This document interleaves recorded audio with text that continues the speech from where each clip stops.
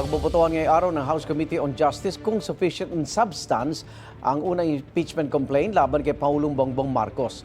Sa pagdinig kahapon, pinuna ng ilang kongresista ang ginamit na batayan ng reklamo. May unang balita si Tina Panganiban Perez. Paano nga ba dapat sukatin kung ang impeachment complaint ay sufficient in substance? Sa ilalim ng Section 5 ng Rules on Impeachment, sufficient in substance ang isang impeachment complaint kung may recital of facts o malinaw na salaysay na mga pangyayari at alegasyon na hindi paratang lang, kundi pasok at tugma sa mga ground for impeachment. Sufficiency in substance is not about whether allegations are loudly made, repeatedly asserted, passionately believed, or politically resonant.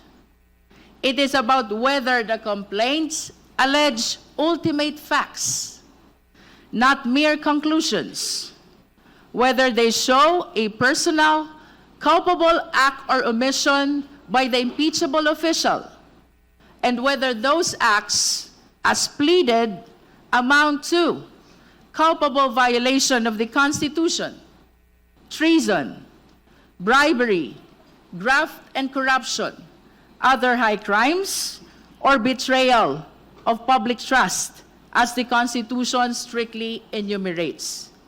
Pinaigting din ng komite ang sukatan matapos manalo sa botohan na dapat authentic ang mga dokumentong kalakip ng complaint. Tatlo ang grounds for impeachment ng De Jesus complaint: betrayal of public trust, culpable violation of the Constitution, at graft and corruption. Isa sa mga puna, puro news article daw ang basehan sa alegasyong kinidnap at binigay sa ibang bansa si dating Pangulong Duterte. The first offense, most of the annexes are news articles.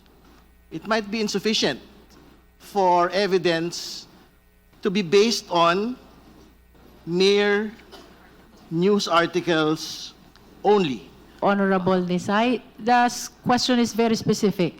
Whether or not you are aware of a case of kidnapping filed against the impeachable official. Am I aware, Madam Chair? You are? Aware of that. So you are aware that there is a case of kidnapping filed against the impeachable official? No. That there is no, ma'am. Sinita rin ang basehan ng alegasyon na drug addict daw ang Pangulo, kaya epektado ang kapasidad na mamuno. This ground presupposes that because PBBM is an addict or an alleged addict, he is unfit to be president.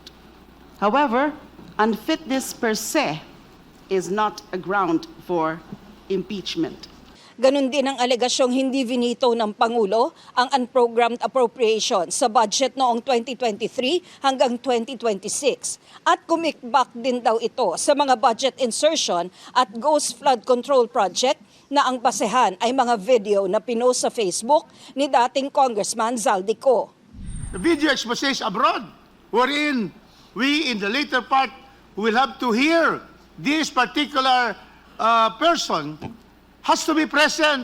Otherwise, it's a piece of paper and a piece of video that is not allowed to be introduced in any proceeding. Inusisa rin ang basehan ng alegasyong binuo ng Pangulo ang Independent Commission for Infrastructure para protektahan ang mga kaalyado niya. Ito ang unang balita. Tina Panganiban Perez para sa GMA Integrated News.